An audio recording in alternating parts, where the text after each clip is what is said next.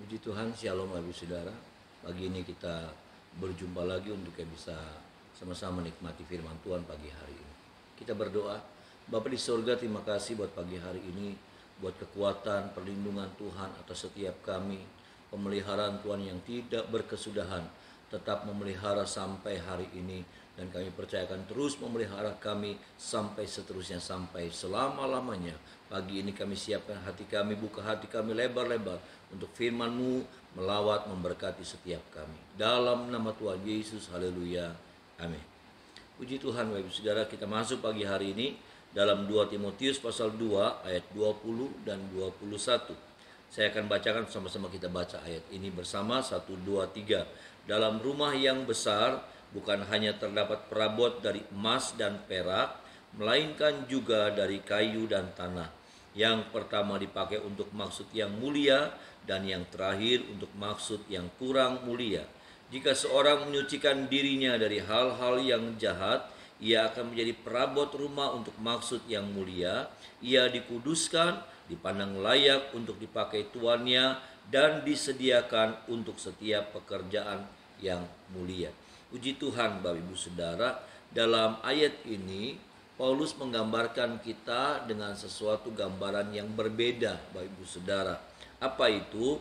Digambarkan, saudaraku, kehidupan kita ini seperti perabot-perabot dalam sebuah rumah. Ya.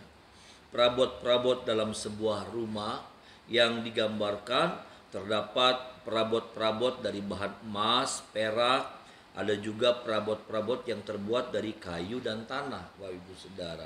Dikatakan untuk yang pertama, untuk satu maksud yang mulia, tetapi yang kedua, bagian yang kedua, kayu dan tanah untuk maksud yang kurang mulia, Bapak Ibu Saudara.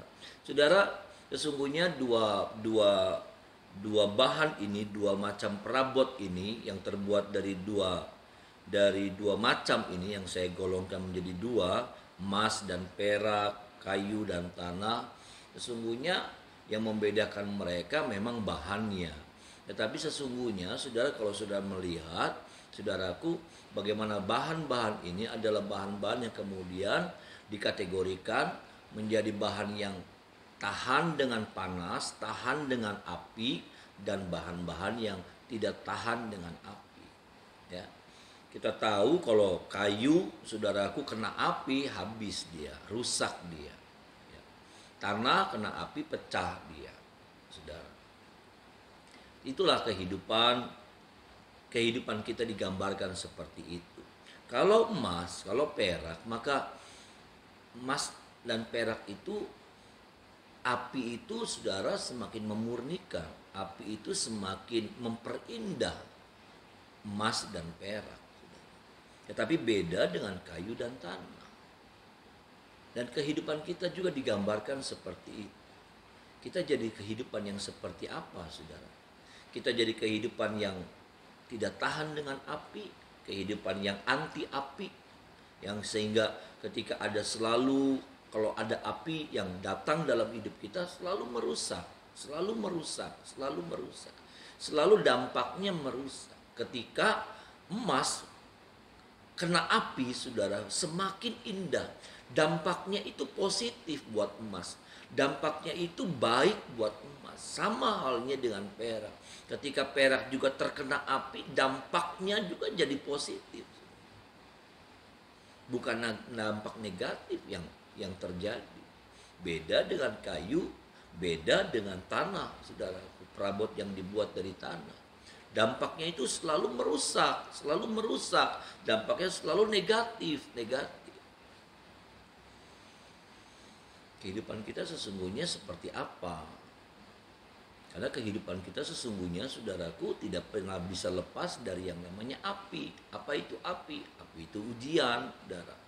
Ujian dalam bentuk masalah, pergumulan hidup, sakit penyakit, kekurangan.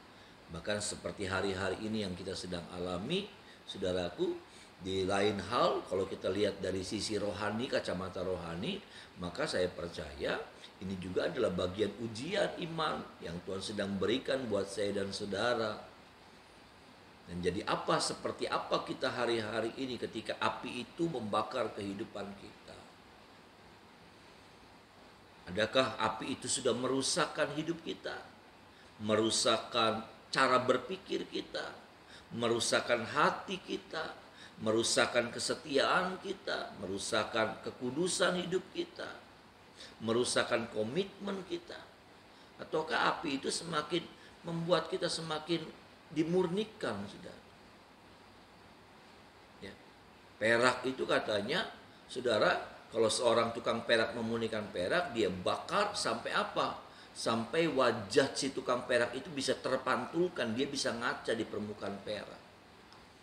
Emas itu ketika dia dibakar, dia semakin dimurnikan dan semakin indah dan semakin mahal harganya. Adakah kehidupan kita seperti itu? Ketika api itu datang, jadi tambah indah kita. Dan ketika api itu datang, semakin tertampilkan wajah Yesus dalam hidup kita. Ataukah ketika api itu datang, kita seperti kayu yang langsung gosong, langsung rusak, langsung angus, hilang indahnya. Ketika nggak ada api, indah. Tapi coba kalau kena api, jadi rusak. Coba kalau kena api, jadi hancur, jadi arang. Nggak bisa lagi orang melihat keindahannya. Dan tolong kita pagi hari ini, Bapak Ibu Saudara, firman Tuhan ini mengingatkan saya dan saudara. Saya percaya, ya saudara, saya percaya ketika pun kita disadarkan oleh Tuhan, ternyata hidup kita baru sekedar kualitasnya, kualitas iman kita ini seperti kualitas kayu, seperti kualitas tanah, saudaraku, tanah liat. Ya, perabotan itu, kehidupan kita seperti perabot tanah liat atau seperti kayu bahannya. Maka saya percaya pagi hari ini kalau saudara mendengar firman Tuhan pagi hari ini, dan biarlah itu boleh memulihkan kehidupan kita. Kita minta sama Tuhan kekuatan yang lebih lagi. Kita mau belajar lagi lebih sungguh-sungguh di dalam Tuhan. Kita mau belajar tetap kuat ketika badai kehidupan, tantangan, ujian, persoalan hidup datang. Yang dalam ayat ini digambarkan seperti api, saudara, itu datang dalam hidup kita. Kita mau tetap belajar kuat, dan tentunya saudaraku, saya cuma bilang bahwa kekuatan kita itu datangnya dari Tuhan. Itulah sebabnya kalau saudara hari-hari ini lemah, maka datang sama Tuhan, minta kekuatan Tuhan. Itu boleh limpah lagi, dicurahkan buat saudara, sehingga saudara kuat lagi.